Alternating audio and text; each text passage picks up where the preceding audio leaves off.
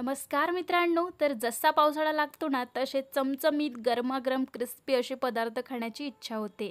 तर तेच इच्छा आज आपण पूर्ण करणार आहोत. तर सुरुवात करण्याच्या आधी तुम्हाला एक काम करायचं आहे. पावसाळा स्पेशल तुम्हाला दुसरी कोणती रेसिपी पाहायची असेल तर ते झटपट कमेंट करा बरं काय. तर आता सुरुवात करूया.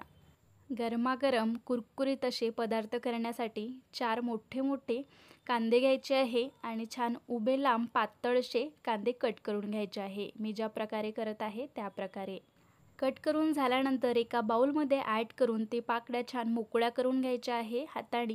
म्हणजे ते छान पातळशा तयार होतील आणि आपले जे भजे आहे ते क्रिस्पी करारा होऊन तयार होतील. यामध्ये आता टाकून घेऊया बारीक कट केलेली 1 वाटी पालक टाकायची आहे छान हिरवीगच. नंतर टाकून घ्यायचा आहे बारीक कट केलेला कढीपत्ता, 3 ते 4 बारीक कट केलेल्या मिरच्या, 1 चम्मच मिरची पावडर, अर्धा चम्मच हळद, चवीनुसार मीठ, 1 चम्मच धनिया पावडर.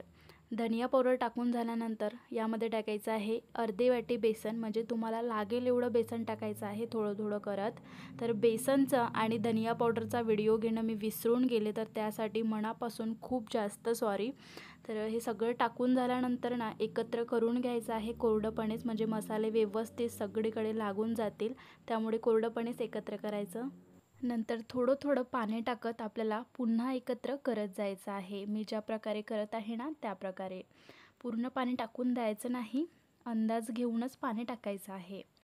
तर हे अशा प्रकारे भिजवायचं आहे जेणेकरून जे भजे आपल्याला टाकता येणार. पातळ वगैरे करायचं नाही. तर तुम्ही बघू शकता कशा पद्धतीचं आहे. तर जास्त बेसन वगैरे आपण टाकलं नाही आहे, कारण जास्त बेसन नाही टाकलं ना तर क्रिस्पी तयार होते भजे आपले. तर यामध्ये कोथिंबीर टाकणं मी विसरले होते, ते कोथिंबीरसुद्धा बारीक कट केलेली टाकून दिली आहे. पुन्हा एकदा एकत्र करून घेऊया. तर तेल मी आधीच गरम होण्यासाठी ठेवले होते, छान कडकडीत गरम झालेलं आहे.